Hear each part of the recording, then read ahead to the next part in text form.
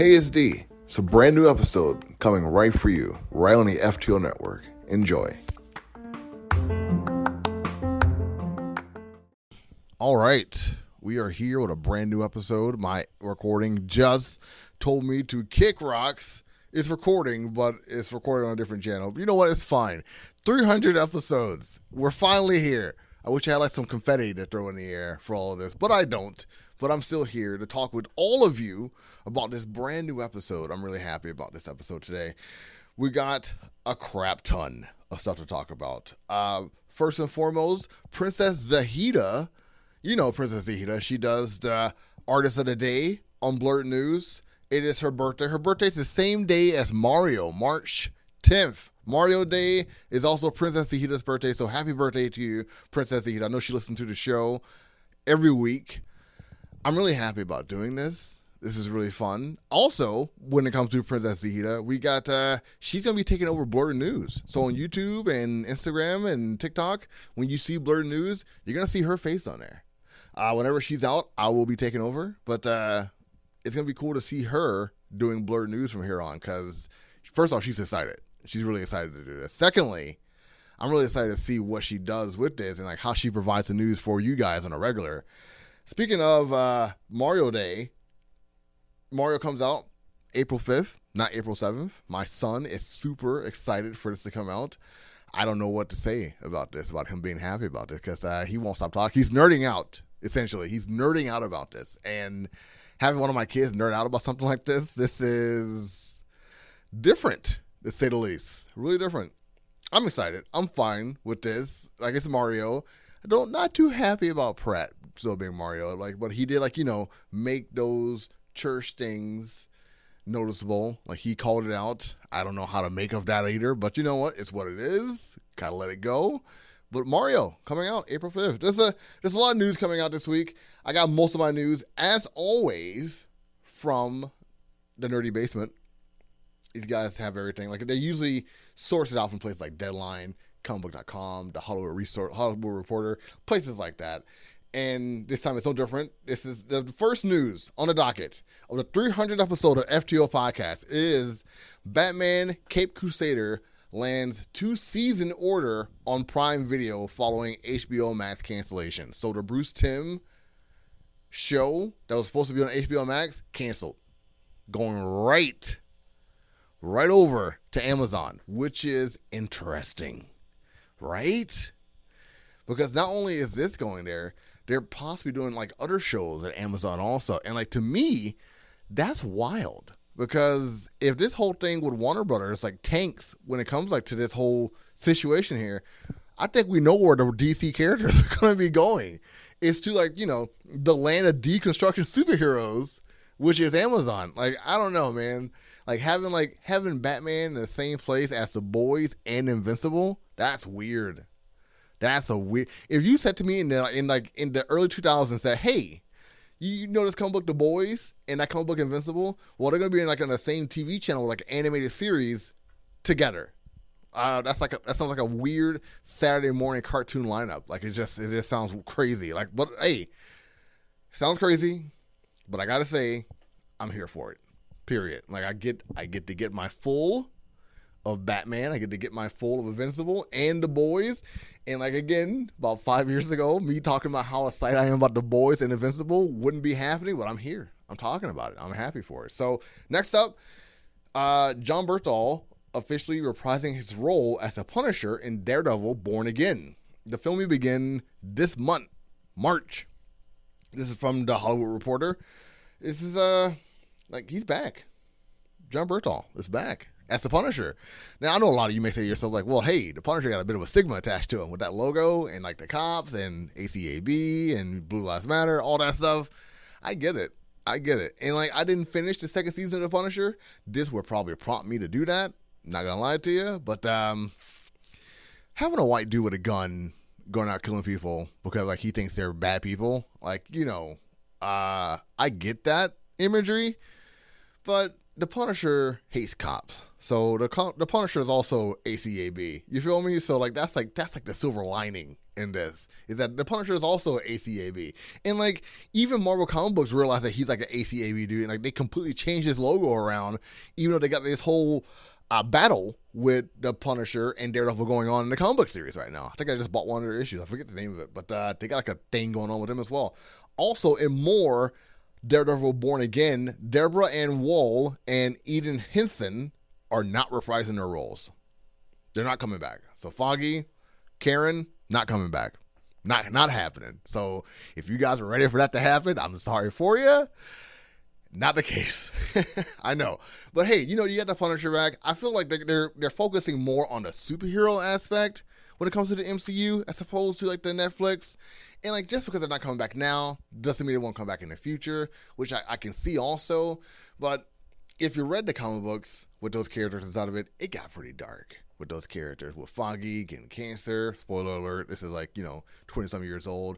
Karen doing drugs, again, spoiler alert, about 20, 30-some years old.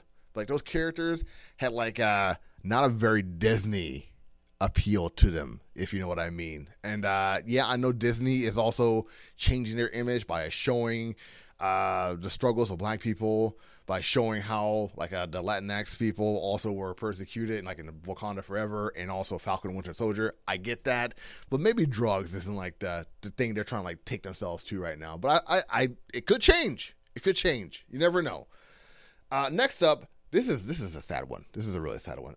Patty Jenkins and Kevin Feige respective Star Wars film has been shelved and no longer in development. It was Rogue Squadron. There was a video game. For those of you who don't know, I think it was also a book series also and comic. But yeah, not happening. It's not happening. So, eesh. So anyone you excited for Patty Jenkins come to like the Disney world, it could still happen. I still think it probably will happen, just not the way we think it will. So it's a sad go for that one. And like Feige was a part of this one too. So a lot of those Feige fans are gonna be disappointed about this one. That's my takeaway in this, is that whole thing. Next up, Taika Waititi is still working on his Star Wars film and will most likely star in the film. We don't know what this film is going to be. We don't know what like the project's going to be at all, or what it's going to look like, but like he's going to be in it. He's going to be developing the show. And to those of you out there who say Waititi shouldn't be a part of like the Disney empire anymore because of the Thor movies, even though I haven't seen Love and Thunder, I still think you can kick rocks. Like, Taika is a good director. He's a great actor. Like he's good overall at what he does. And like, you know what? Like I'm ready to see something that he does with the Star Wars universe, because he definitely gonna like push out that toxic Star Wars mentality and like change some things. You know what I mean? So like I'm here for it. Absolutely. I should also say that this is gonna be a longer news segment than it usually is, because this is a 300 episode. 300 episodes. I can't believe I went this far. And I'm gonna thank a lot of people towards like the end of this, because like it's gonna be a long episode. I'm gonna put the table cheese episode along with this one too. I'm gonna switch up the comic to read. I'm gonna build a surprise for you guys when it comes to that also. So yeah, so brace yourselves. Next up, The Wolf Among Us 2 delayed until 2024 to avoid crunch and transition from Unreal Engine 4 to Unreal Engine 5. Good. Good. That's all I gotta say. Good. Let it happen. Other games that are delayed is you may have seen this on my TikTok. Suicide Squad kills the Justice League. This just happened. I haven't had a chance to talk about this on the channel yet, but they're delaying this game rumor to 2024. It's getting pushed back probably a whole year because fans are not happy about this, myself included. If you've seen that video, I talked about this extensively. I'm not happy about this game at all. I'm not happy at all about this game. It looks like Fortnite. It's definitely for a certain age generation, and I ain't it. I am not the demographic for this age group. So as some people are happy and excited for this, I'm not one of them. I'm not one like to crap on someone's parade. That's not my thing. But like I'm out unless they switch this up. Unless it look more like an Arkham style type game. Like I get like these characters are like shooter kind of character with guns, and like they go hardcore to like full off an objective mission and have that be that. But like I don't need this, to be honest, man. I don't need this in my life, like from the DC universe. And like with Gotham Knights being like the disaster it was amongst fans, they don't need to. And to those of you who know this is a big thing. To those of you who know this, DC was known for having the best comics, for having the best animated shows, for having the best games, for having like the best everything but films. But it seems like of late, they're dropping the ball on all of those things. Like the animated series, still better than Marvel. I'll say that. Still better than Marvel. The games, slacking. The comics will always be tied. Like they're called the Big Two for a reason. But like it does waver from like the podium of Marvel to DC. But honestly, when it comes to that, it's all about who has like the better events, who got like the most required artists, all that. So like, you know what, like the comics is a mixed bag, but like one of the big sellers, one of the big draws to the fans is usually the games. Like Injustice was alone, like in that. The Batman games also. DC Online. I know it's an old game, I know, but like people still playing it. It's still going strong. So yeah, let's see what happens with Suicide Squad. Kill Justice League. Let's see what happens. I'm interested to see what happens. Next up, James Wan, Atomic Monster, and Jason Blumhouse developing a live-action Dead by Daylight feature film. This is from Variety. Yes, check, please. Double check. If it's good enough for that, make it a series too. Because yeah.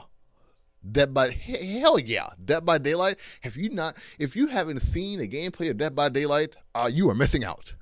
Period. Even if you don't play the game, if you're just watching in motion, go watch the greatest YouTube Let's Play, MK Ice and Fire. Go check them out on YouTube and like watch this game get played out. Oh my goodness. It's so beautiful. It's so fluid. Like this game will rock your socks, man. Like full on, it will rock your socks. It's a definitely like a thrill rush, and if they pull this off well, this is like going along with all those other game franchise, like from Tomb Raider to Uncharted, even though it has mixed reviews, to Last of Us, to Horizon coming soon, to God of War, even to like what we talked about in the beginning, Mario as well. So it's a mixed bag. It's a mixed bag with this. So, and like I feel like the creators are putting a lot more attention to these game properties, like in the stories, because Last of Us is a sensation. Even amongst those who have never played a game in their lives are getting into this TV show. The season finale also, if you're listening to this, it probably already aired, but you should go check out the entire season already. Make sure you check out Anton Sixxx and I doing a full review of that entire season. Like, we couldn't do every episode individually because, schedules and all that. But yes, check them out. Please. Please, please, please. Because it needs to be talked about. We need to be talked about when it comes to this. You need to be listening to what we think about that glorious show. It will all be positive, but like Anton played the games, so he had like all the nuances to it. Even the stuff that wasn't talked about, like in the behind the scenes stuff after every episode, like Anton knows. He knows the cultures behind it. All like little secret Easter eggs. Troy Baker was also inside the show, so he'll talk about all that stuff. Next up, Disney could potentially sell their share of Hulu in order to regain the solo film distribution rights for Hulk and Namor. Dude. When I heard about this story, when this dropped in my ear holes, I went crazy. Like, are you kidding me? Because that's a big get. If you followed the process of Disney acquiring Fox just to get these characters from Marvel, and then also happenstancely getting Hulu on top of it, and also forcing NBC to create Peacock on top of it, like, and now like they're potentially selling some shares just to acquire 2 more characters to branch off on the franchise of those characters. Dude, are you serious? I know I'm sounding like a hype dude. I'm sounding like a nerd guy right now, but the think back into like the late 90s, early 2000s when like Daredevil was doing his thing at Fox, and so was like the X-Men, but like, they weren't joined in universes. You know, like you see like the Amazing Spider-Man doing his thing also, like in his own little separate universe, and like none of them were connected and all that. But now it's all connected in one universe because, like, you know, the third Spider-Man movie. And now you get like the Wakanda Forever with Namor, and of course like the Avengers with the Hulk. All of it. Like, this is just wild. Like, I get how I sound. I hear myself saying this out loud. I hear it. But this is wild. I hope it happens. I really do. Like, just for history's sake. Just for like when fans say like give these characters back, like, first off, they never own these characters, so they can't give anything back they never had. But I do want to see this merger happen. Like, give them the characters. Who cares? Like Universal is not using these characters, and they know they're not using these characters. They're not gonna. And if they do, they couldn't have any kind of references to the MCU, even though they already had references from their older films in the MCU. Just give them the characters. Just give it to them. That's all you gotta do. Like, seriously, just do it. Might as well. Next up, you know what? I think there is one story here that, like, Marvel Studio unveils new superhero Kahori, who will be introduced in What If Season 2. Kahori appears to be native, indigenous of Native Americans, and to have this character introduced in a What If series is pretty interesting. It's going to be on Disney Plus, of course, but my thing is, like, one of the most predominantly nerdish Native American characters right now was in Prey, like, which is a Predator franchise, also owned by Disney. And like to introduce another Native American character that seems like, you know, like authentically represented of like the certain tribes. This is going to be interesting to see because the Native American community is going to be going wild over this and looking at this with a laser beam scope of like the details of this character.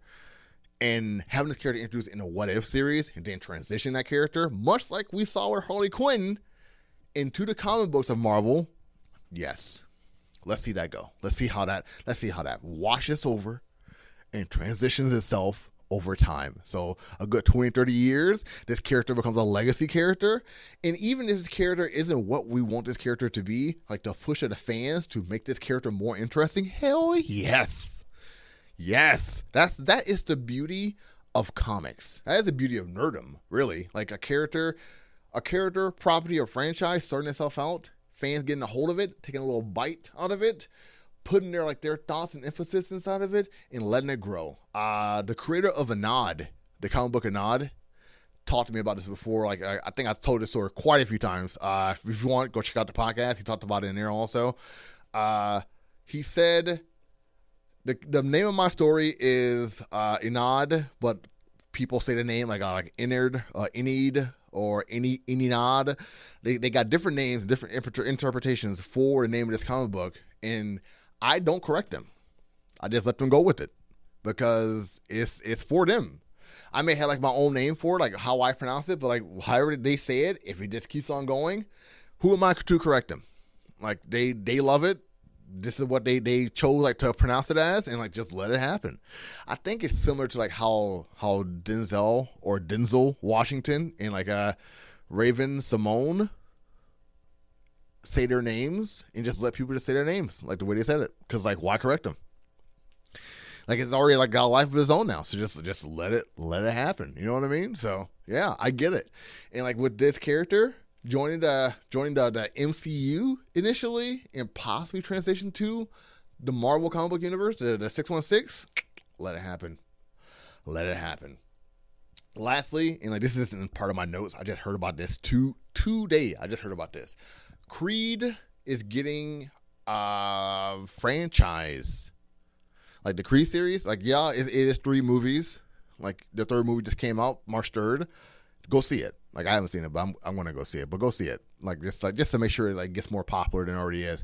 But it's gonna be a Creed live action series. It's gonna be a Creed anime and a Dragall, like Ivan Dragall TV show as well, all on Amazon Prime. and Michael B. Jordan going to be a part of a lot of it. And the fact that Michael B. Jordan's also going to be a part of the Without Remorse or Rainbow Six series in Amazon too. Yes. Yes.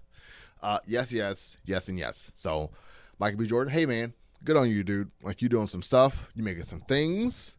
Some stuff and things and stuff is happening. And like, I got to tell you, bro, I'm here for it. Absolutely. I'm here for it.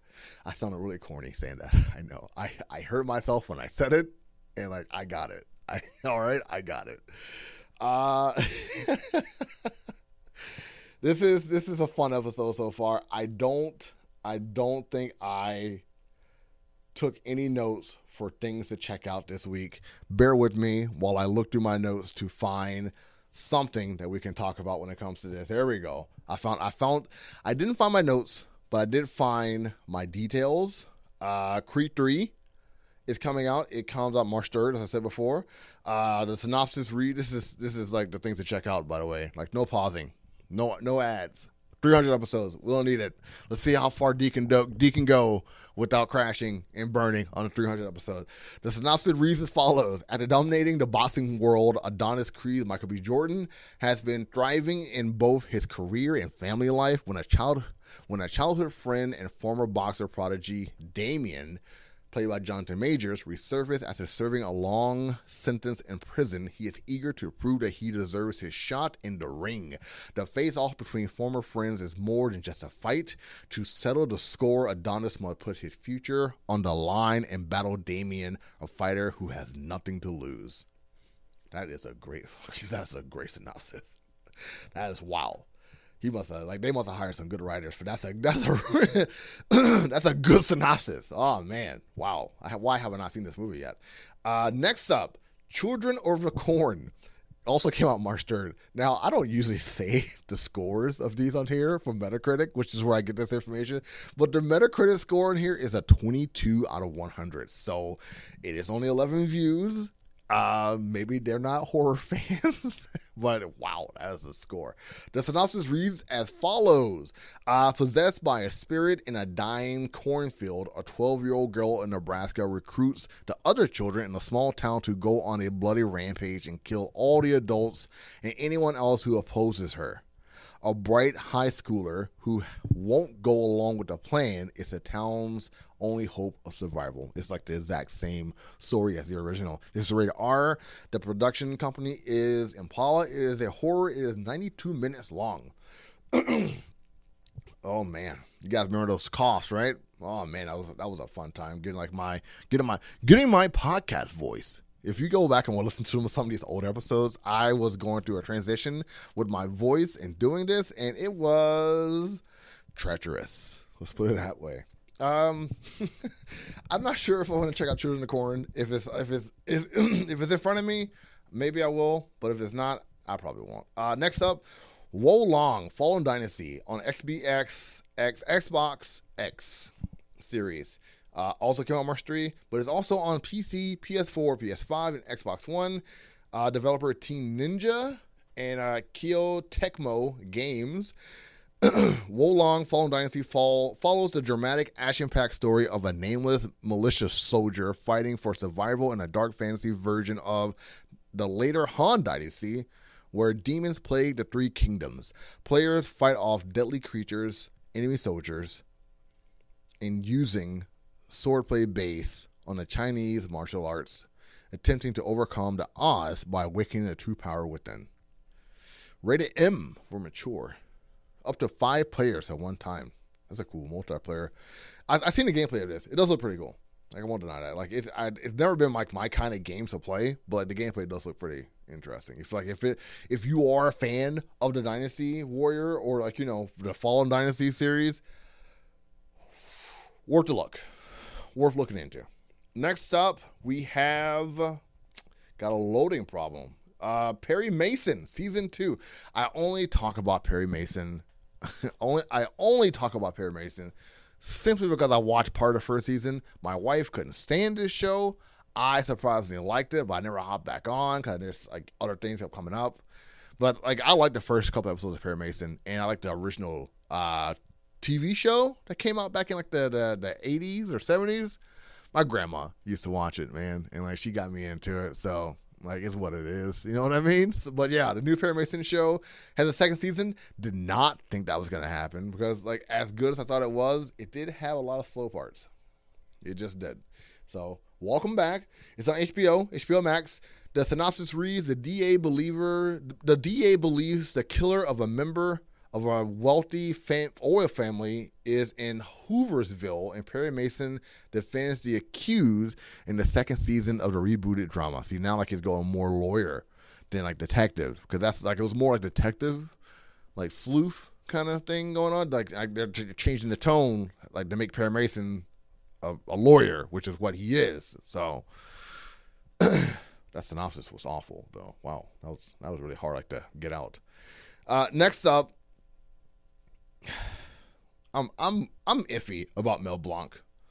If you hear me saying that, you know what I'm talking about. This is History of the World Part 2, Season 1, came out March 6th. It's on Hulu. The synopsis reads: the sequel to the 1981 Mel Brooks, not Blanc, apologies, film History of the World Part 1 features 8 episodes of comedic sketches about historic events and people over 4 nights. I like the first one, but like it's hard for me like to take Mel Brooks serious after watching Blazing Saddles. And hey, I'm sure a lot of you love Blazing Saddles, but like the N-word said way too much in that movie. You feel me? And like it's not, no, come on, no. And like, you know, it's the same with Leonard Skinner. Hey, we all love the song Free Bird. It's a great song, but they flew the rebel flag. Come on, man, the Confederate. Come on, they flew the Confederate flag. Come on. No. So, like, if you're going to watch this, watch it. Have fun. Enjoy it. If you listen to Leonard Skinner, do your thing. Just, you know, not everybody digs that. So, but yeah, I talked about it. It's on the list. It's on the list. But yeah, that's all I got for this here. We still got comics to check out. I got someone doing that, who's going to be coming on later on. And I'm also going to be doing Table Cheese with Anton Sixxx also. But before I do all that, before I say bye from the 300 episode and like let other people take over and then start Table Cheese and all that stuff, I just want to say thank you to so many people who've been helping out with the FTO throughout the years. May Hemmer, Angela Fave, Shaza Hardy, my wife, Jessica Ruka. There's been so many people out there. Devious of Urban Sama, Anton Sixxx of Cheesy Controller. I'm gonna forget some people. I can feel it. I'm gonna forget a lot of people. Like there's been a lot of people who've been helping me out with this company for a very long time. Shannon, you're out there. I know you're out there too. There's a lot of people, like she's on Twitter. She's also helps out a lot on Instagram. Whew, man. There's a lot of people out there who've been helping out with FTO over the year. Like, it's not just me. It's not. Like, they may be, like, more behind the scenes, or they may not be as more at the forefront. You're a nerd, also. Nerd on the Street, as well. Like, a lot of you guys. Like, with the March Madnesses, yes. Like, a lot of you out there have been helping us out a lot, or me out a lot. I mean, let's be real. Like, FTO is like, the entity itself is this guy. Like, I'm already, I gotta accept that. I just gotta accept it. Like, I am FTO. FTO is me. But there are people who work with FTO to help this be what it is. And I don't ignore any of you. Even if we don't do as many projects as we used to, I see all of you. I see all of you. I know you're out there doing your stuff. I still try to support all of you in the best way I know how. Because doing stuff online, working together with someone online, like it didn't have like I wouldn't say a falling out. I wouldn't even say a tiff, but like having like, you know, just that separation of creation with another content creator or partner or someone like that you're working with or collaborating with. It just happens. It just does. And like, you know, sometimes you don't say anything. Sometimes you do say something. And like, you just got to just let it go. Let it be a thing and go with it.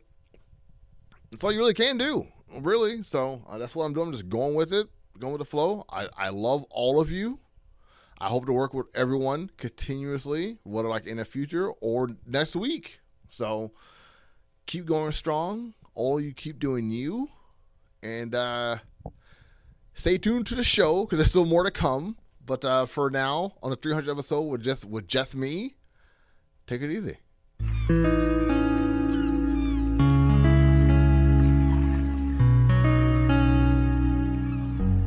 Hey, this is Jennifer from Comics Will Break Your Heart, as well as the co-host of Casually Comics Sunday Chat, here to talk with you about 5 of some new comics that I'm really excited to talk about. I'm also really excited to be here for the 300th episode. Thank you so much, Dee, for having me. I really appreciate you, and I'm so happy to be here. So let's go ahead and just get into it.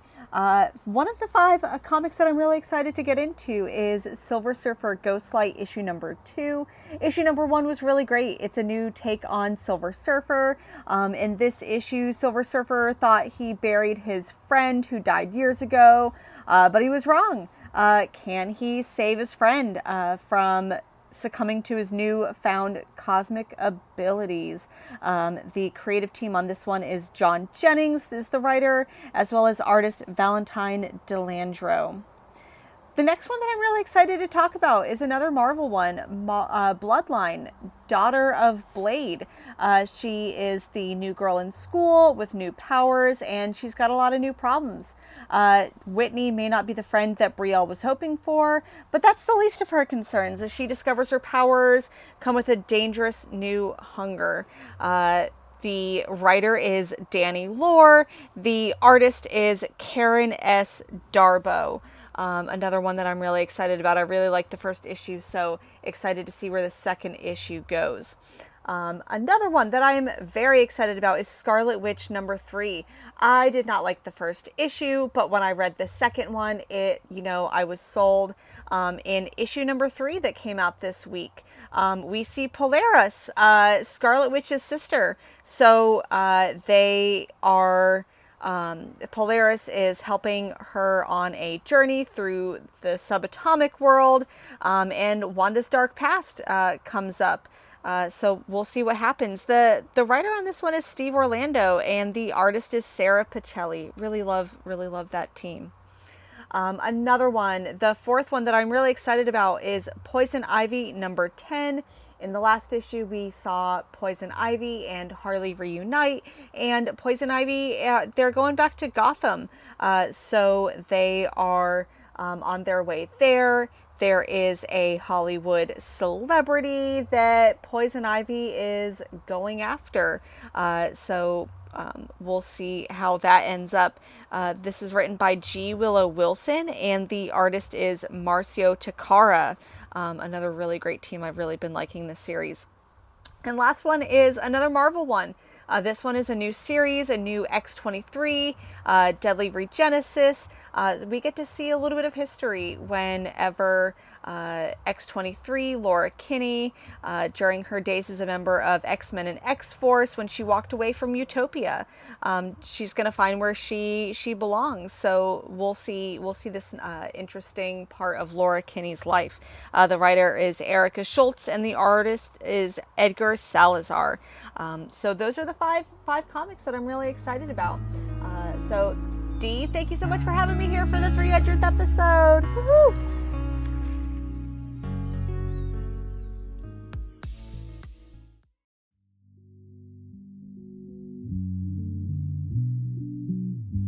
All right. I know you guys are saying to yourself, 300 episodes. What? Of FTO Nerd Talk? And now you guys are growing constantly? Oh my goodness. What a day to be doing a podcast. This is table cheese. Table cheese is here. And guess who else is with me? It's the main man himself, Mr. Anton Sixxx. How's it going, man? Hey, man.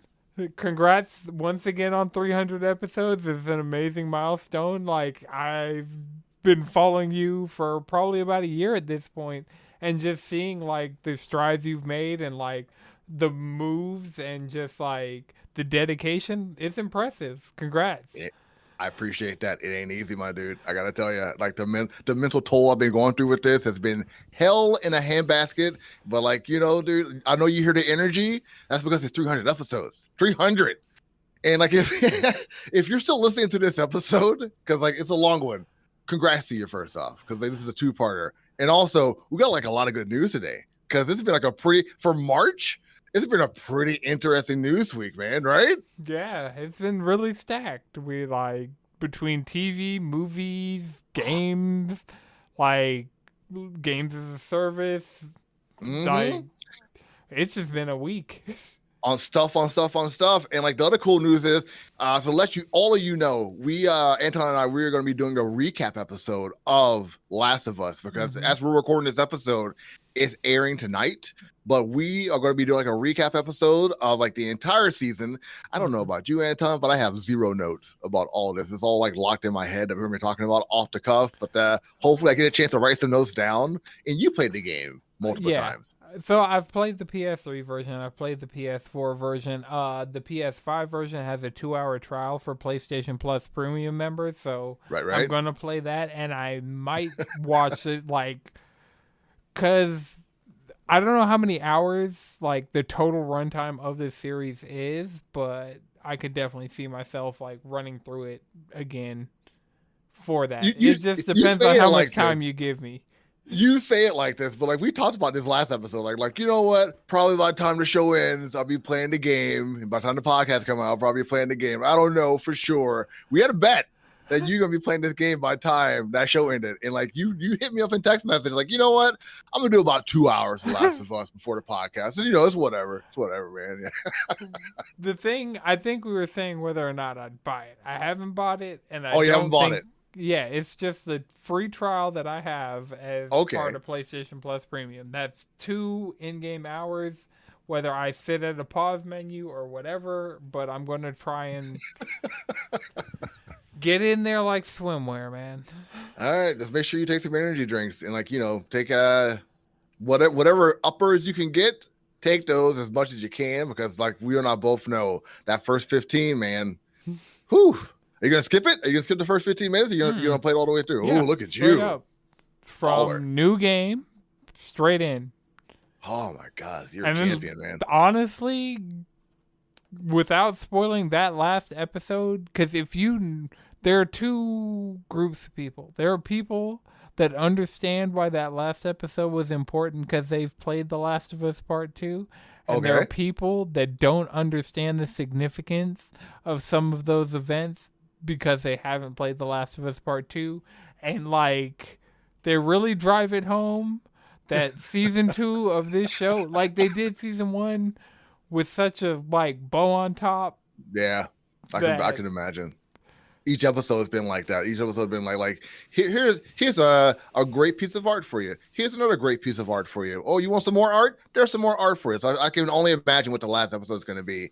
And I'm in the latter of that category you just put out there because I have not played part 2. So this whole thing is going to be... part 2? Do you know what happens? You don't know? Okay. I can't do it. I couldn't do it. I highly recommend for anybody... If you finish that last episode and feel compelled to play The Last of Us, don't play The Last of Us Part 1. Play The Last of Us Part 2. Nice. All right. Because... MK Ice and Fire, I got my eyes on you. Part 2, Last of Us. I may have to hit you up, man. Like I may check out the first 15 minutes, and if you make me cry, I'm gonna stop right there. But like I'm in for it. I'm not. You gotta smile. I'm gonna keep it. I'm gonna just keep it. But I'll pass it back off to you on hosting. Which one of these stories do you want to tackle first? Like, we can't go down this road. That's the best segue, Anton. That's the best segue. The first one I want to talk about was Suicide Squad Kill the Justice League is reportedly delayed until 2024. And if you guys see my TikTok video, I talked about this previously, like on like the FTO podcast, but I was out. I said, you know what? This isn't Arkham Knights. This isn't anything a part of the Arkham franchise. And like, it's Fortnite. It looks like Fortnite. Like it's like all the bad guys with guns, and people were like a majority of people weren't happy about this. There was someone who's like, you know what? I could rock with this. But like, this is gonna segue into like one of our other stories also. But they're gonna change all of this. Like that has to be like the only option, right? They're gonna change this game, put different elements into it. This is Kevin Conroy's last game. You can't give us this for Kevin Conroy's last game. Like I couldn't do it. I couldn't be a part of it. So this is what has had me concerned. I wanted to get your reaction. Like we haven't talked about it before now. I wanted to get your reaction. So you think that even if they delayed this game till May 2024, a full year delay, what do you honestly think they'll be able to accomplish? They can polish it, they can bug fix, but they're not going to strip out the games as a service and Battle Pass. Like, that would take 5 years. Yeah. To completely redo. And they'd close Rocksteady before they gave them another 5 years to put out a game. So. And it has to come out. Like, you can't add too many different layers to it. Like, that's already there. It's like, so the jump around shooter is kind of like what we're stuck with. It seems like I would say they can add more side obstacles, more mini characters to fight that have like some power to it. But I just, like, I'm with you. I hear what you're saying. Maybe they can do more of a co-op, like have like a NPCs, like characters play alongside you while doing this. But like, again, like that may be too much. I don't know. Yeah. Implementing any systems or mechanics or like, in my opinion, they should have gotten this game out in May. Yeah. And then started working on their next game and go back to basics and like do what they needed to do. Hopefully like learn from this game selling poorly, because it's going to sell poorly. There's no way to redeem this game because what they started and the structure they built for this game, the foundation, is bad. Yeah. So like there's nowhere to go from here, man. Like it's stuck in a bubble, and like we're just gonna have to eat it. Like maybe they can polish it a little bit. That's like put like some more cool graphics into it, but that's about as much you're gonna get. Sadly, yeah. Maybe it was running at 30, and so they're going to make sure it runs at 60 FPS, because I know there were people that didn't play Gotham Knights because it ran at 30 FPS, and 60 FPS is the standard now. That was a big thing for Gotham Knights. Yeah, it was. Yeah, so maybe that's something they could do, but that's not going to make this game a sales success. Maybe like I heard like on some different podcasts, like our favorite podcast, Kind of Funny Games, they talked about like rebranding this game to us and like how that's going to look to the consumers. I don't know like how much they can rebrand this and like to give me like to see a shark with a jetpack with guns taking down bad guys like them, and then them fighting Superman and Wonder Woman being a part of this, like who's not infected. Like I don't know how this is going to look at the end, but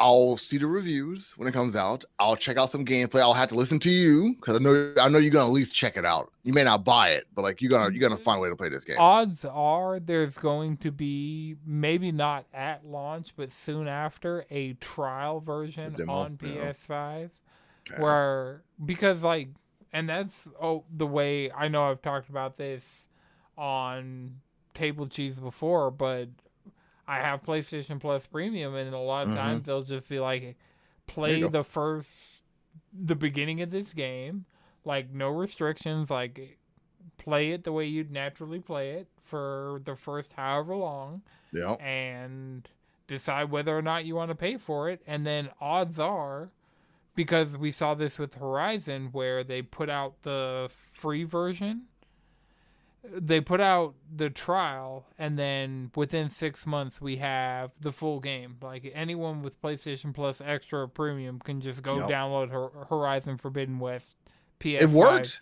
It did work. Like Horizon did really well in sales. So yeah, I mean, like they could do the same thing with this. Well, Horizon did well in sales because it was bundled with the PS5, and so there was a stretch of like 3 or 4 months there where you could not buy a PS5 without getting a copy of Horizon with it.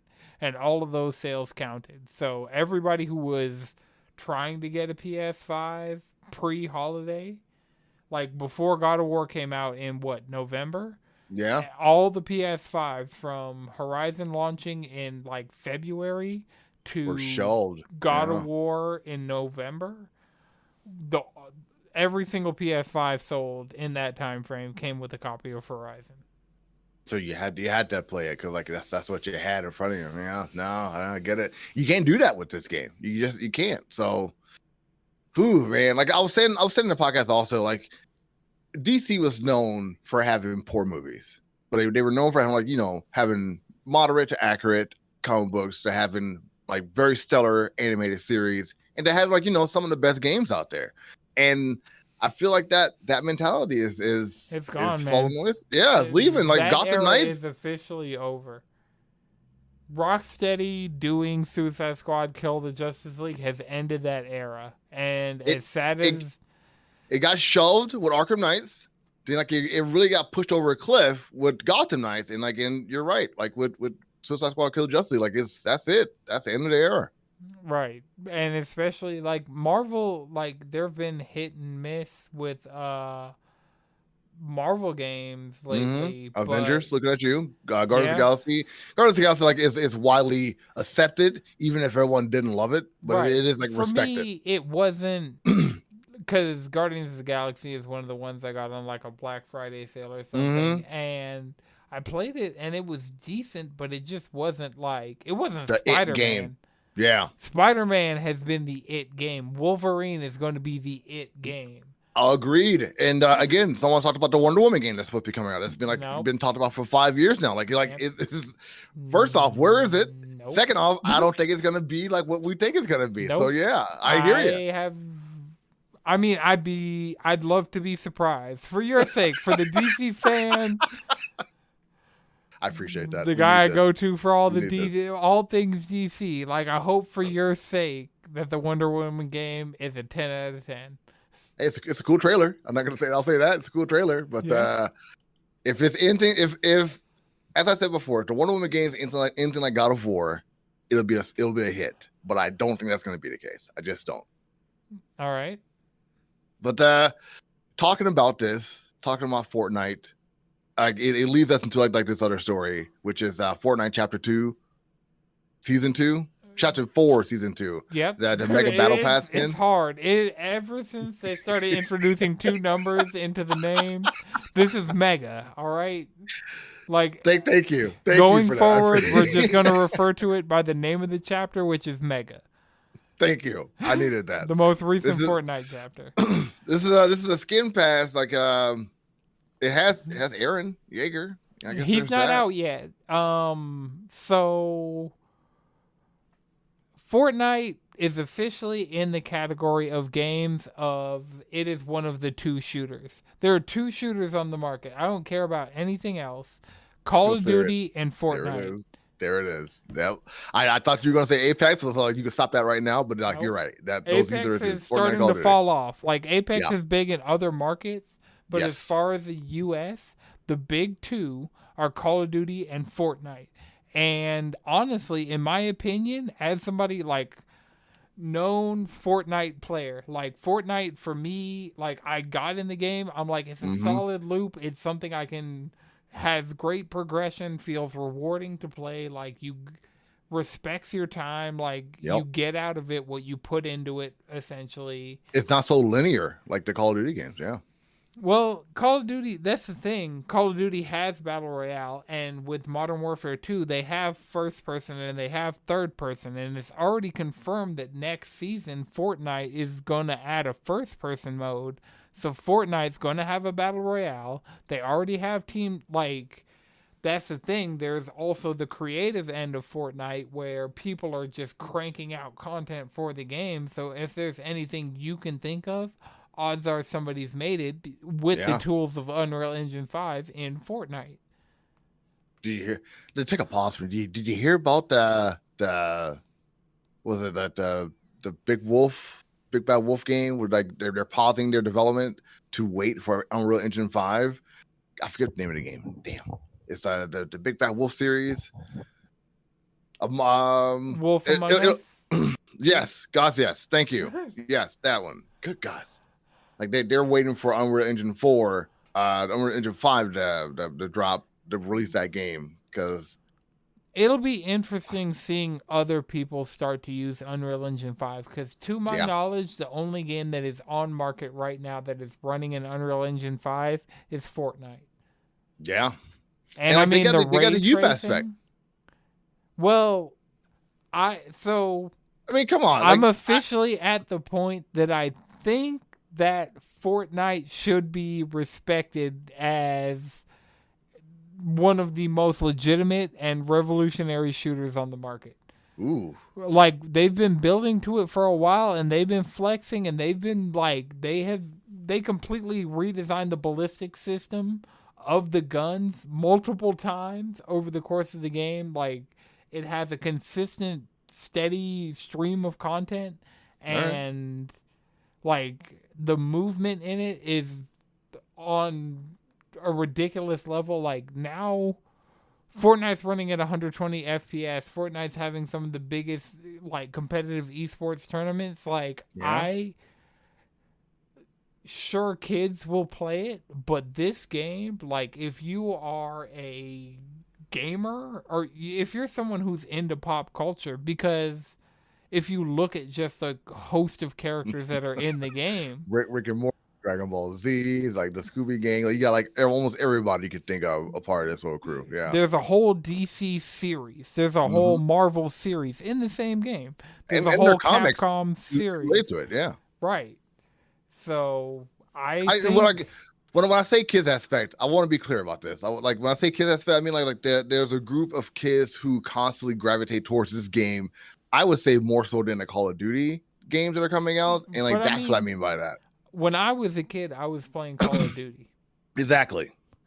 but the new age kids, they more gravitate towards a Fortnite instead of Call of Duty. But I mean, odds are, so like, Discord's been out officially for like over a week on PlayStation, and all right, I will be in a Discord call with people on different platforms and playing Fortnite. And so I'm talking to the people I'm talking to who are active in our Discord, cheesycontrollerpodcast.com. Hit that Discord. There you go. That plug. Hit it up. 300. Get to it. But we had people in our Discord while I'm playing Fortnite, and so the game does a really good job of matching you with players your skill. I was getting in like the top 5 consistently. Nice. I need a win this season. It's only been a few days, but I need a win this season because I've really been on fire. I had a game the first day with like 10 kills. I still didn't win.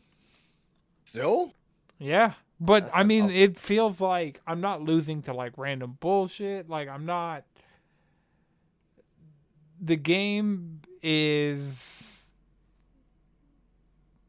in a state right now where I know a lot of it's riding off momentum of last season. I know a lot of it is Attack on Titan just had that 1 hour special, and Aaron won't be in the game for over a month.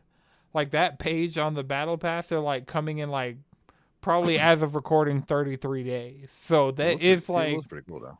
Yeah, it does. Like ODM gear, because that was the thing.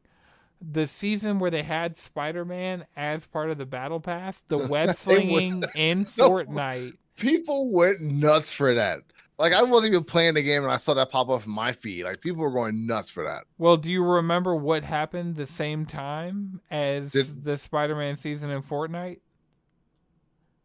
Remind me. Spider-Man came to Marvel Avengers. And so they compared the web slinging in Marvel's Avengers to the web slinging in Fortnite, and Fortnite came out on top.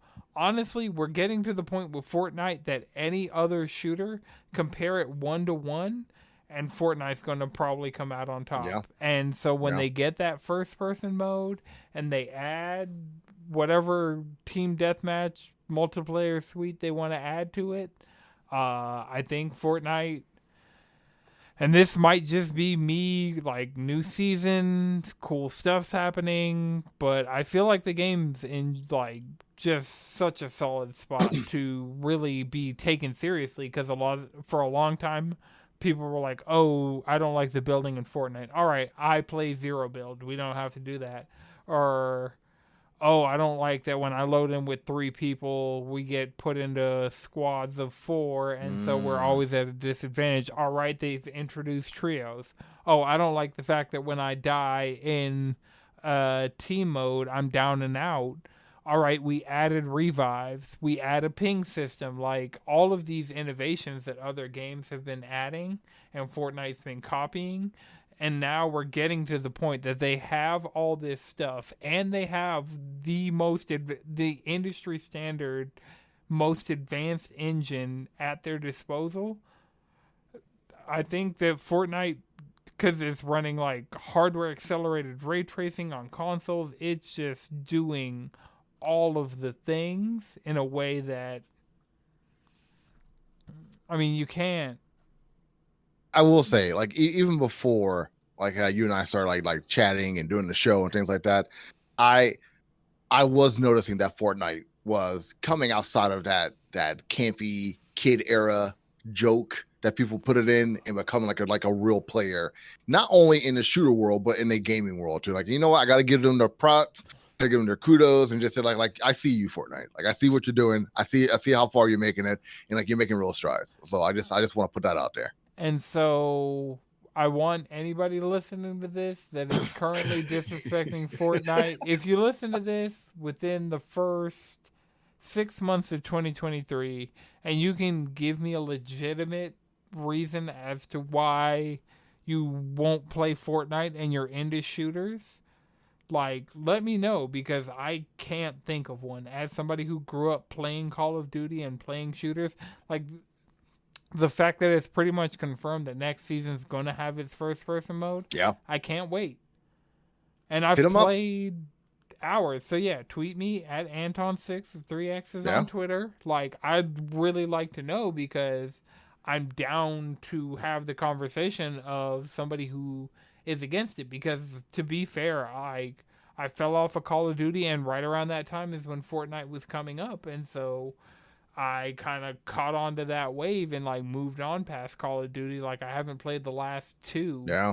So I honestly hear that from a lot of Call of Duty fans, like Call of Duty fans that are my age and your age, like who started out with Modern Warfare 2 when I was coming out, you know, and like they don't play the newer Call of Duty games, but they do play Fortnite and other games that are passing by. So no, I hear what you're saying. Like, I want to see people challenge you on this too. Like, at least, like, you know, give their input of why they dislike these games, as opposed to, like, you know, to right. taking a What's chance and having wrong fun with it. Fortnite?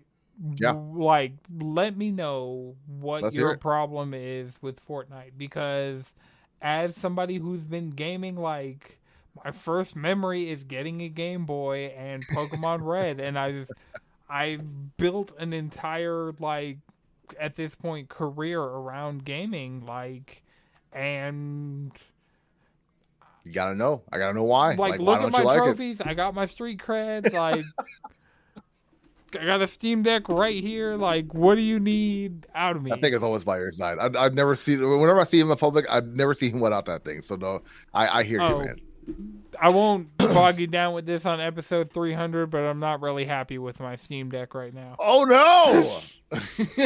Not the most. We gotta talk about that after the show. We gotta talk about that after. I want to hear about this for sure. But we gotta talk about that. Yeah, I don't want to go off track, but like, as somebody who like has come up in the like modern gaming landscape, and I'm always trying and playing new things, there's a reason I keep going back to Fortnite. Right on. So there you go. I just want to know what the argument against Fortnite, like, if you're into shooters, why aren't you playing Fortnite? Like, if you're playing Call of Duty, why are you playing Call of Duty over Fortnite? Like, these are honestly conversations that I'd like to have. And you see, I'm gonna put this in a question after the show's over, inside of on FTO, as maybe a trivia or a poll, and see what you guys think about this. But we do have like 2 television movie related stories to talk about. But I want to pause, like, talking about that for 1 second, because I keep seeing this Rainbow Six Siege. I know it's a mobile game that's coming out, and I can't help to think about this just dropped yesterday, by the way, that Michael B. Jordan is doing like a Creed verse at Amazon. Did you hear about that? Yeah. So Madrid from Cheesy Controller Podcast actually went to see Creed 3 today. So I'll probably hear about his experience with it tomorrow. Adonis Creed is in Fortnite, so and has like a mech oversuit, like Megalobox style. So it'll be interesting to see where. Like, I think I want to see this. Michael B. Jordan is trying really hard, but also at the same time, I respect like what he's trying to do as far as like bringing anime culture into the mainstream in the only way he knows how. So, and He I looks mean, like Tony Stark, man, like without like the yeah. face armor. That's boss. I dig that. I dig it. So, But like what I was getting at was he's also doing the Without Remorse or Rainbow Six series at Amazon as well. So not only is he doing like the whole Creed series, which are gonna be an anime and a live action TV series, he's also doing the Rainbow Six movie that's gonna be going on there as well. And I just want to get your opinion about like the Rainbow Six. Are you anticipating this at all? Are you like ready for this movie to come out, or like you like not anticipating for it? As somebody who I really like, The Division is always like near the top of the list on my backlog. I really want to go back and play The Division 2, but I need like at least a co-op partner. Like I know I won't be able to get a squad of 4, but having another person to go into The Division and run through that content, like I've really enjoyed The Division, but I'm not a Tom Clancy fan. I've never read a Tom Clancy book. Tom Clancy's name being on a show or a game or anything is not something that's appealing to me in any way, shape, or form. It's annoying when I'm looking for The Division and I'm in like TH and I'm not seeing it. And I'm in like, well, maybe it's in the D's because like maybe they excluded the. So I'm looking, and it's Tom Clancy's. The Division. Yeah. And it's the same thing with Marvel. Like I'm looking for Spider-Man. And I'm like, I'm in the S's, but it's Marvel Spider-Man. Marvel Spider-Man, yeah. At least First off, Star you're killing Wars. me with the dislike of Tom Clancy. Like those, I love espionage. That's like one of my favorite. That and Detective Stories, one of my favorite go-to. But and Tom Clancy games, to be fair, do have a mass appeal. Like they do sell respectively over time. Like those stories are great, man. Yeah, yeah. There's a reason that Ubisoft is holding on to the Tom Clancy license because those games are making them money. It's like Rainbow. I can't go on a Splinter Cell tangent right now. We're going to stick where we're at. Anton. Oh my gosh. All right. Yeah. All right. I hear you. But yeah, Rainbow Six is coming out soon. He got a TV show, a movie coming out as well. Well, Rainbow Six Siege is one of the most popular esports, and like the fact that even Tom Clancy Ghost Recon Wildlands and The Division 2. One of my most anticipated upcoming games is The Division Heartland, which is going to be a free-to-play console Division game. So, or you talk about that on Cheesy Controller a few times, yeah. Heartlands, yeah. There you go. Well, I just had to throw some Tom Clancy out there for you guys. You know, just had to shake it up a little bit. But God of War is what prompted me to talk about that. God of War has like the order list for the new TV series, and like this isn't the only show that's going to be on Amazon. They're also going to be creating the Horizon show, the show we just talked about a few minutes ago. And Netflix has Ghost of Tsushima, right? And Peacock has Twisted Metal. Yeah. Just keeping all these in order. I don't care what any of you guys say, like how like I don't care about a Twisted Metal TV show. Like, you know what? I know you guys have your reviews about like I'm watching it, dude. I'm watching it. I saw Uncharted in theaters. So I'm definitely gonna wait till Twisted Metal's probably over, get Peacock for a month, you can binge it, tear through it, be like, that was Twisted Metal. Like, hopefully it's surprisingly good, but my expectations are at the bottom. It's mid. I'm mid. Like that was one of my games when I was a kid. Like it was, I like Twisted me and my Metal, crew, but I'm not stoked. I'm not excited for any of these things. I'm like The Last of Us on HBO. The Last of Us on HBO was the one that I was like, okay, this is most likely going to be good. Yeah. But everything else, I have zero expectations for. I have seen PlayStation try and make movies before and TV shows before. And while I love the tester, like for the deep cut PlayStation nerds out there, while I was a fan of the tester in high school, I have no hope like, where are you at with the God of War on Amazon Prime? Because in my opinion, Amazon Prime isn't one of the premier streaming platforms. What? You don't think so? Like No. with The Boys, with Invincible? Like I watched Invincible. I watched all of Invincible that's out, and I'm excited for when Invincible comes back. The Boys, I got probably halfway through the first season. I know I need to do it. I was enjoying it. I just fell off it for some reason. And It's a little dark. I won't deny that. But well, they're also getting the Cape cool Crusader. With that. They're also getting the Cape Crusader. Like they just ordered 2 seasons of the Cape Crusader. Like I showed that HBO Max. Like said, like we can't do this because we're cutting all these TV shows. Amazon just bought that show. You know what I've gone to Prime for? Here we go. What? The like Donald Glover Rihanna thing they had that one time. Okay. And it was all right. Invincible. And that's it.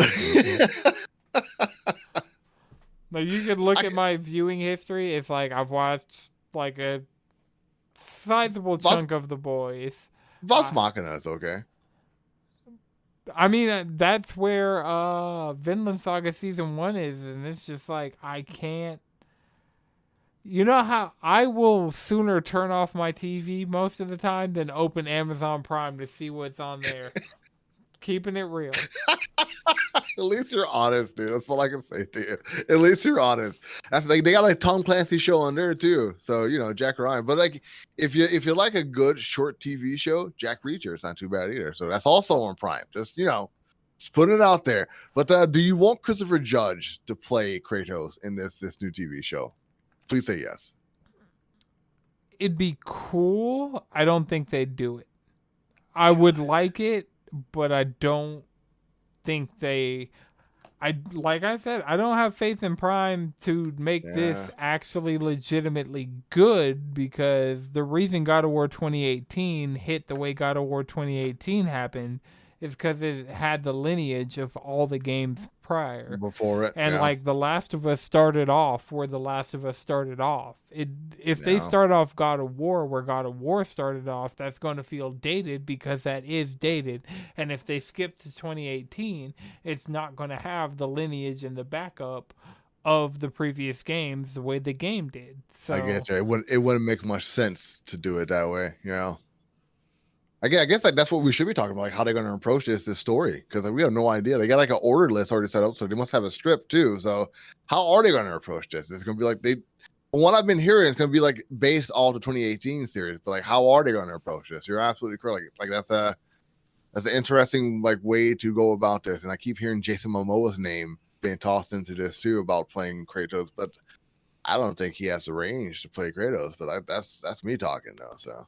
It'll be interesting. I'm having a hard time seeing him playing Kratos, but and like Christopher Judge is Kratos in 2018 to Ragnarok. In 2018, yeah.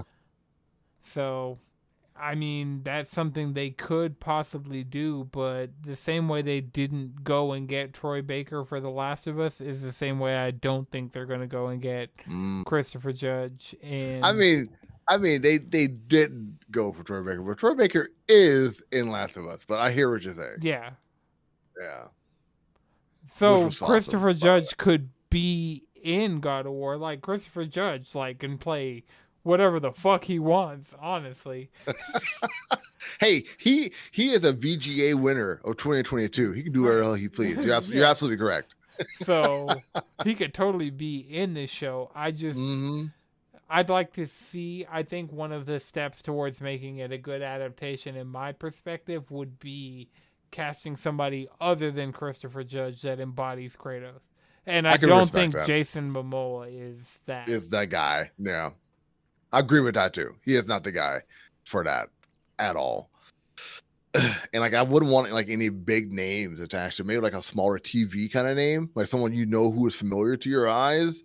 But not someone who is like an unknown entity just hopping in and playing Kratos. I want someone like I've seen before, but don't often recognize. Well, one stipulation: they better be black.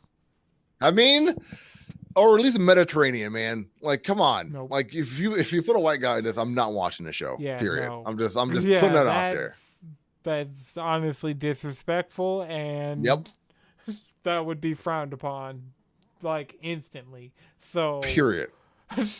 don't do that. Even if he's Person not of like color completely required. jacked, like I wouldn't do it. I'm with you. Everything you're saying, I completely agree with you. But the Don't last put thing Chris Evans, don't I mean, unless we love that guy, don't do don't that Chris shit. Pratt it. Dear God. Speaking of Chris Pratt. Baptista, I'll take, you know?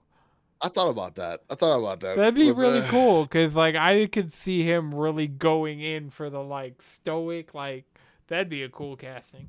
But here's the kick, though, man. Like, they're also talking about, like, a Gears of War, Oh, yeah. like, he'd TV be, show also. I think, like, he'd be and Dominic. I think he talked about wanting to do that, and that would also be great. Like, So I couldn't see him as both Kratos and Dom, like, in both of these series. I'm watching Pedro Pascal be the Mandalorian and Joel at the same time simultaneously right now, and I'm with it. I'm 100%. You're a cool guy, Anton. I love what you say always. You always got the right thing to say, man. Right on. Because you're not wrong. You're not wrong. He is dual rolling it and he is crushing it. He's also now in a Merge Mansion trailer. Did you see that? Wait, the what? Yeah, Pedro Pascal is like in the new Merge Mansion trailer. Like the trailer for the game, he's in it. And I'm not kidding you. Okay. Like the ridiculous game that I play. Yeah, he's in it. Oh, that's okay. The tutorial game you say I play. Yeah, that game. He's in that game. But yeah, put Pedro Pascal as Joel in Fortnite, please and thank you. Oh yeah, that should be a thing for sure. Oh my God, that would be so cool. That would be really fucking cool. That would be really, like, we have Aloy, we have Kratos, we have Master Chief. We need Joel. Just saying. Oh my God, Just I didn't saying. even think of that. Joel and Ellie from part 2. Is that even a thing right now? Like, I'm looking it up No, to see if not it's yet. out there. Like, no. If it were a thing, I would know because I would have it, or I'd be trying to get it. So. Oh, see, it's more like this. I miss Raddick, like putting up information for me. But yeah, you're right. It's not a thing. And, oh my, that needs to happen with the likeness of Bella Ramsey and Pedro Pascal from like the TV show. Like, yeah, the video game is cool, but it has to be from the show because they have Chloe and Nathan Drake from Uncharted, and like the two versions of Nathan Drake are Tom Holland Nathan Drake and what's his name? Like I guess more of Nolan Troy Baker. North. Nolan North, not Yeah. Troy Baker. Nolan North. Yeah, so Nathan Drake. I see that right now in front of me. Yeah. right, and then they have They the made- movie they made- and the game. They made so- Holland taller. Holland's like a lot taller inside this than like in real life. You Yeah, I notice that? mean, you know, you got to have the hitboxes be consistent. You can't. I understand why making, like, Anderson .Paak, same deal. Like, Bruno Mars, like, if you look at Ariana Grande, if you look at any of these people that are in Fortnite, except maybe Travis Scott, like, they're definitely, like, you gotta be this height to have a consistent hitbox for competitive reasons. So, which is one of the reasons why Mario's never coming to Fortnite. No, they're very heightless in Fortnite. Is what it is. So, well, speaking of Mario and speaking of Chris Pratt and speaking of the last story we got for you guys, the Super Mario trailer just dropped. The final trailer. Yep. My kid has been talking about this thing since he heard about this announcement. We Did he all celebrate heard Mario Day? Did you let him? he sure as hell did. Yes, he did. I didn't get to take a picture with the hat, but I got a Somebody, Cappy. oh my God, dude, that's his game. He's on Odyssey right now. I wish I had a screenshot of this. I wish. I mean, I'm sending you the video after the fact. So I'm definitely taking a screenshot. Like Odyssey, look at it. Oh my goodness. How long you had that hat? I got it like when Odyssey came out, like within the first week of Odyssey being out. Anton, I did not know you were a big Mario guy. I did not know. Oh that. yeah, Mario's iconic. It's a him. Like It's like, you said that shit. I respect you. I respect you, Anton. Mario is one of the OGs. Gaming would not be where gaming is without Shigeru Miyamoto creating Agreed. Mario and then going on. Like the Mario movie would not be around without Shigeru Miyamoto's direct involvement. So Agreed. I like Mario is the video games, but Superman is the comics. Like I completely agree with you. Right. Yes, So 100%. yeah, you got to respect the OGs. You got to like. And like honestly, Mario games are consistently great. Like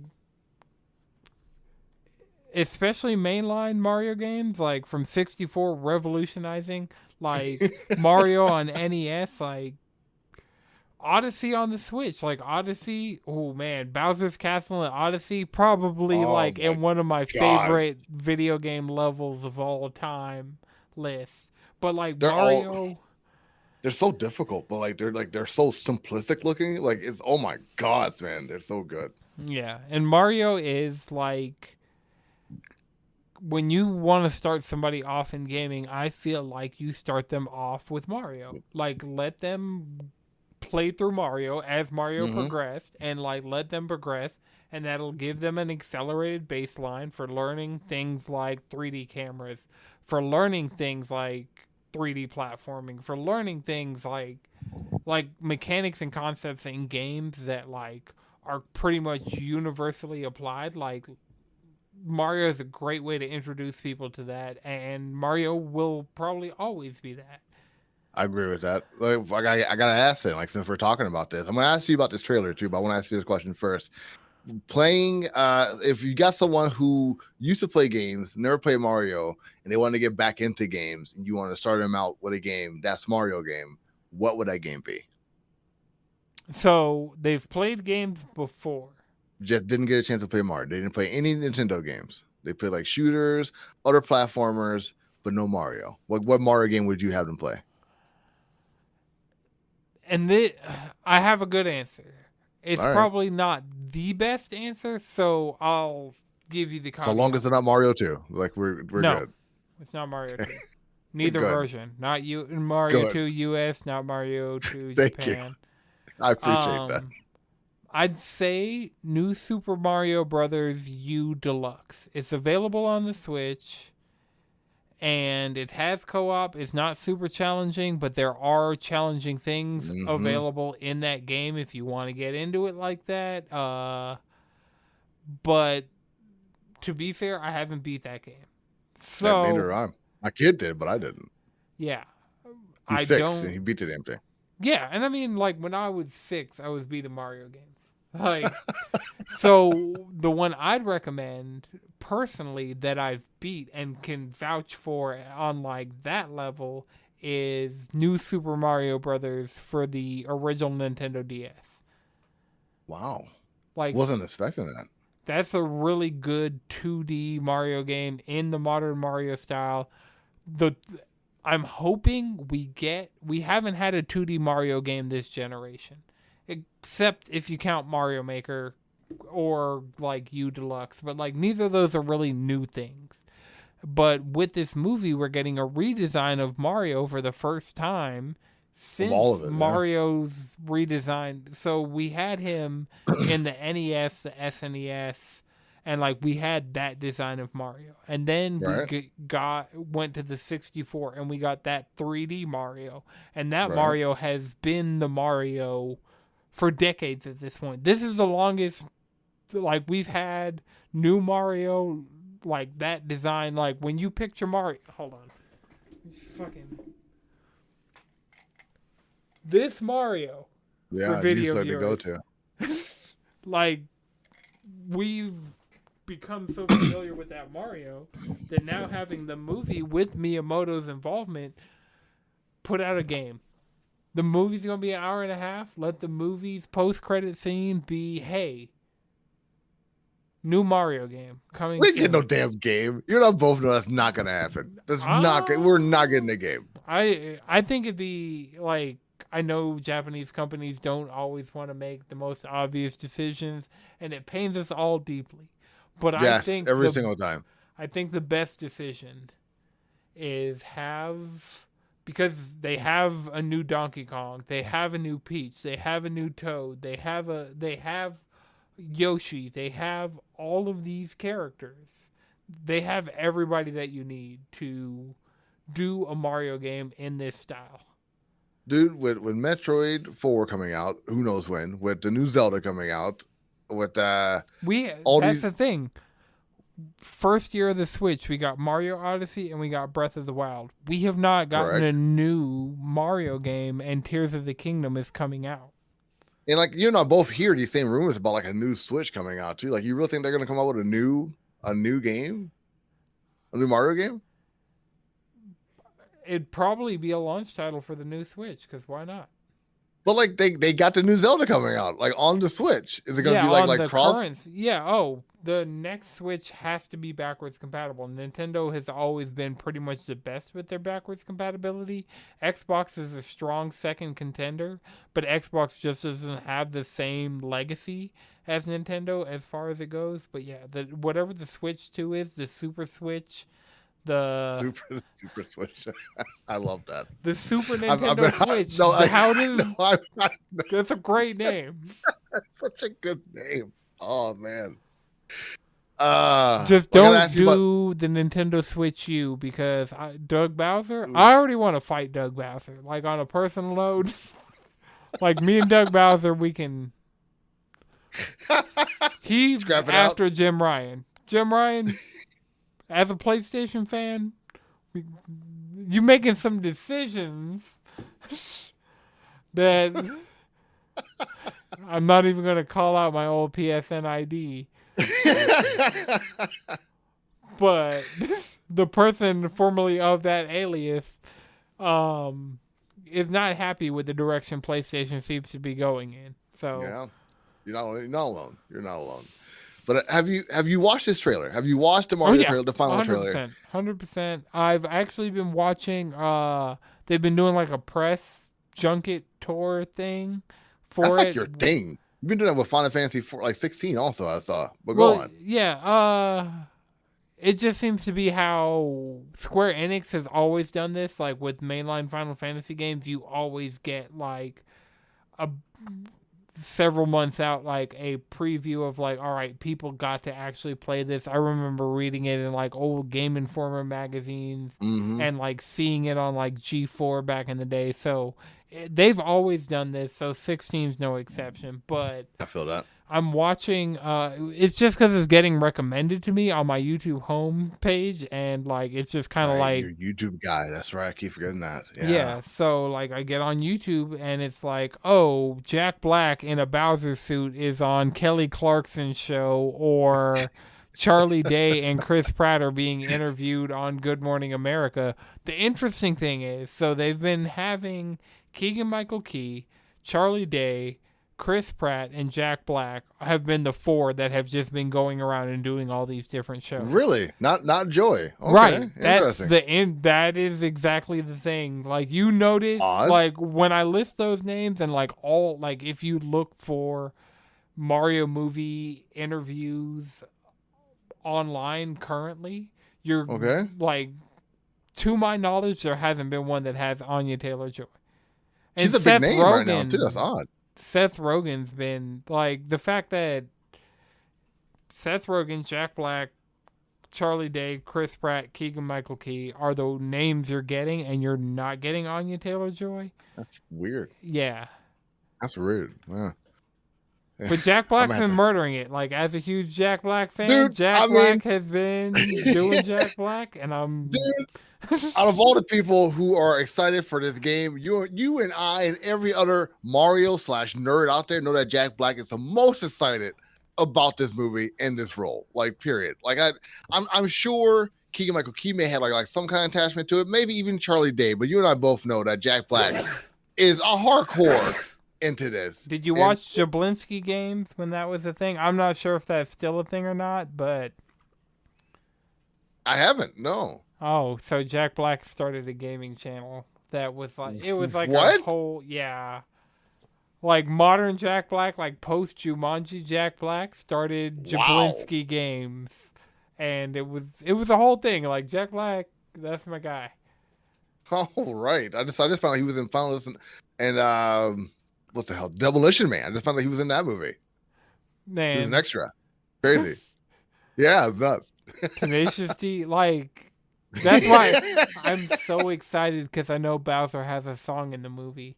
And Jack Black, just like, I listen to Tenacious D on my own time. I will go on Apple Music and listen to the fucking Tanakh.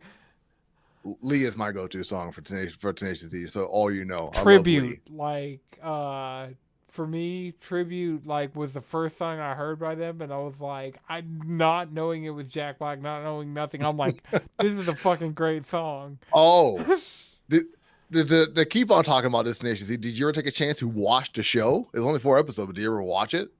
I saw the movie, and I think I saw this show, but... The show is hilarious. Like the movie was all right in my eyes. It was like the movie was essentially the show turned into a movie with the devil inside of it. Like it was essentially the same thing, but the show was very indie based, and mostly all the songs from the album are in the show. But the show came out maybe like 7-8 years before the album came out. But yeah. I know I'm a hipster. I was into it like way before. Like it came on at the same time. Mr. Show with Bob and Dave, Bob Odenkirk, David Cross did the show together, and like then Tenacious D came out. It was a whole thing. But yeah, like if you ever get a chance to watch it, HBO Max, it's on there. Give it a watch. Okay. Yeah, I'm definitely down. Like more Jack Black. Like I just recently rewatched Nacho Libre. Nacho. I can't watch that. I can't watch that shit anymore. What's that? What's the one? Be Kind Rewind. Ha! That's a deep cut. That's a good one. Like you want a good Jack Black movie? That's a good Jack Black movie. School of Rock. Like. Ooh, yeah, School of Rock, man. I watched that so many times. Watched that movie so many times. So good. Cusack was really good. She was great in that movie. Yeah. I need Jack Black in Scott Pilgrim versus the World. Like remake that movie and have Jack Black just be in it. I feel like if they redo like Scott Pilgrim versus the World, like if they do it, it has to be animated. Like it has to be. Give it that. He could be Steven. Like if they do it animated, he could be Jack Black as Steven Stills for the band. Band. Like yes. Oh my God! See, like you're a visionary, Anton. You get this stuff, man. You know the ins and outs. I'm here. Oh my God, I'm here for this. But I think that's all I got for the news. I think that's about all I got for what happened this week. I can check my other sources to see what is possibly out there. I know Scream 6 just came out. Dungeons and Dragons just off the trailer. The Masters of the Universe Revelations just got Monica Benoist, former Supergirl, in the show because Simon Show Keller is gone. Mutant Mayhem is getting talked about. A lot of the biggest are out there talking about how April O'Neil looks unattractive. She's a 14-year-old character. Those creeps are saying stuff. Star Trek Discovery is ending. There's a lot of stuff. A lot of news out there. Yeah, I mean, there's daily gaming stuff. Like I've played like probably 4 hours of Final Fantasy 14 today, and oh, this is that time. What is Anton playing? I played Final Fantasy 14. I've been trying to play Halo Infinite on my Steam Deck because the new season came out, and that's part of the reason that I'll talk to you about off the air about why I'm mad at my Steam Deck. The plot thickens. But yeah, I got really back into Final Fantasy 14. Monster Hunter Rise, they announced their Sunbreak expansion is coming out April 28th. The date I predicted on this very show. Yeah. The episode I did with Darren, I'm like, April 28th, we're getting Sunbreak coming to modern consoles. And we just, during the Capcom Direct, we got that news. So I can officially say it's on wax. Like, it's out there. I gotta start watching these YouTube videos, man. Because apparently, like you be getting like the full scoop of what is, what isn't inside this universe. No, I just know. So much. My finger is on the pulse actively. I know. Do not try me.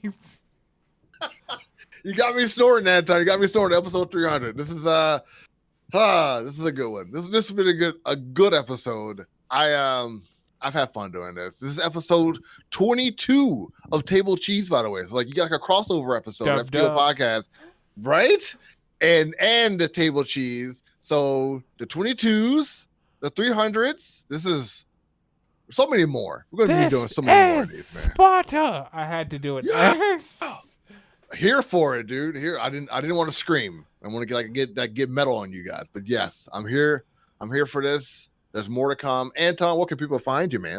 You can find me around the internet, cheesycontrollerpodcast.com. Like I said, click that Discord button. You can find me on Twitter at Anton Sixxx with 3 X's.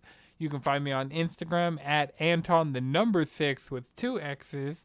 And then, as always, I'm on Twitch, twitch.tv/Anton Sixxx with 3 X's or twitch.tv/cheesycontroller.